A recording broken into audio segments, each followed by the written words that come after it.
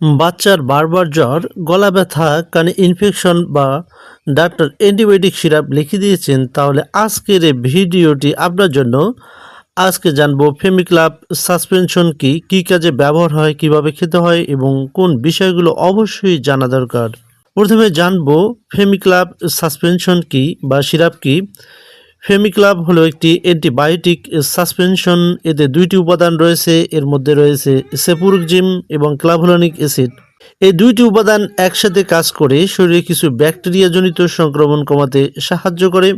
ফেমিক্লাব সিরাপটি বা সাসপেনশনটি উৎপাদন করেছে একমি ল্যাবরেটরিজ লিমিটেড এবং প্রতিটি 70 ml সাসপেনশনের দাম এর বর্তমান বাজার মূল্য 265 টাকা।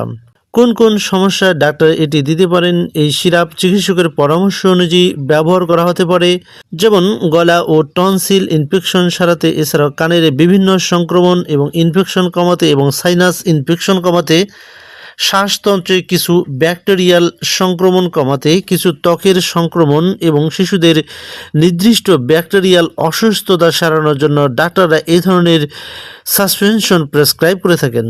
ফেমিক্লাব সাসপেনশনটি কিভাবে খেতে হয়? এই সিরাপ সাধারণত পাউডার আকারে থাকে এবং পানি মিশিয়ে সিরাপ আকারে তৈরি করে নিতে হয়। ব্যবহারের আগে বোতলটি নির্ধারিত দাগ পর্যন্ত ফুটন্ত পানি ঠান্ডা করে ঢেলে দিতে হবে, এরপরে ভালো করে ঝাঁকিয়ে নিতে হবে এবং প্রতিবার খাওয়ার আগে বোতলটি ভালো করে ঝাঁকিয়ে নিতে হবে। ফেমিক্লাব সিরাপটির ডোজ নির্ভর করে শিশুর বয়স, ওজন এবং সংক্রমণের ধরন এবং চিকিৎসকের নির্দেশনা, তাই নিজের ইচ্ছে মতো ডোজ শুরু অথবা বন্ধ করবেন না। এই সিরাপটির ডোজ নির্ধারণের ক্ষেত্রে অবশ্যই প্রেসক্রিপশন ফলো করে প্রেসক্রিপশন দেখে দেখে খাওয়াতে হবে। ডাক্তার যেভাবে নির্দেশনা দেন সেভাবেই এই ওষুধটি খেতে হবে। অ্যান্টিবায়োটিক কোর্স কেন সম্পূর্ণ করা জরুরি?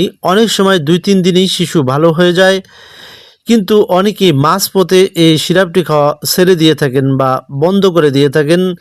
এর ফলে ইনফেকশন আবার ফিরে আসতে পারে, ব্যাকটেরিয়া ঔষধ প্রতিরোধী হয়ে যেতে পারে। তাই চিকিৎসক যতদিন বলেছেন ততদিন এই সিরাপটি বাচ্চাকে খাওয়াতে হবে। ফেমিক্লাব সাসপেনশনটির পার্শ্ব প্রতিক্রিয়া আছে কিনা? সবাইরে পার্শ্ব প্রতিক্রিয়া নাও হতে পারে, তবে কিছু ক্ষেত্রে দেখা যেতে পারে পেট খারাপ হয়ে যাওয়া, বমি বমি ভাব, ডায়রিয়া, পেটের অস্বস্তি। যদি কারো তীব্র অ্যালার্জি, শ্বাসকষ্ট বা অতিরিক্ত প্রতিক্রিয়া দেখা যায়, তাহলে দ্রুত চিকিৎসকের সাথে পরামর্শ করে নিতে হবে। সম্মানিত ভিউয়ার্স, আজকের এই ভিডিওতে জানলাম ফেমিক্লাব সাসপেনশন কি, কী কাজে ব্যবহার হয় এবং ব্যবহারের সময় কোন বিষয়গুলো খেয়াল রাখতে হবে।